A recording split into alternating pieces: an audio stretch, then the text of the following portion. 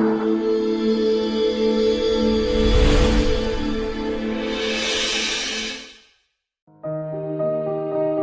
minister anywhere under the sound of my voice that is watching this very interview should learn. No man called you. If you know who called you, stick to him. Paul said, follow me as I follow Christ. Do not associate with people who are not following Christ. No matter what you think is the extent of their empire, their acquisitions, because that does not amount to the kingdom of God. The youths, the young ministers coming up now, I pity them. One bishop came to confess to us openly in a conference, how a certain popular minister laid hand on him, and from there he became a womanizer, a chronic adulterer and fornicator.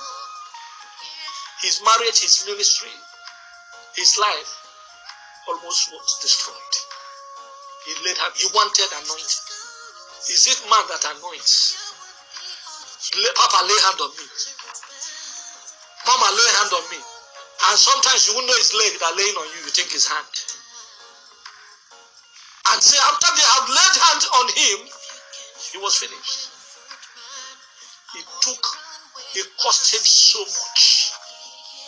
You see some of these ministers you see now coming up, they have no future because of the foundation. The people they call their papas and their mamas. The people that are laying hand and leg on them. The people they sit under. The people they think they have anything to offer. Spiritual fathers without feathers. Polluters. People that God does not recognize anymore. You want to take somebody as a mentor or have some people as mentors. Who gave them to you as mentors? Did the Holy Spirit or Jesus sign them for you for that? Because of greed, that's why some of these people fall into their hands. You want to be like them without looking at where they're going. Sometimes they can be coming from a good place, like we said. They might be coming from a good place or a good, have a good beginning. But it's the end that matters. So these youths, when they look at these young ministers coming on, when they look at them, see them with convoys, see them with this. These are vainglories.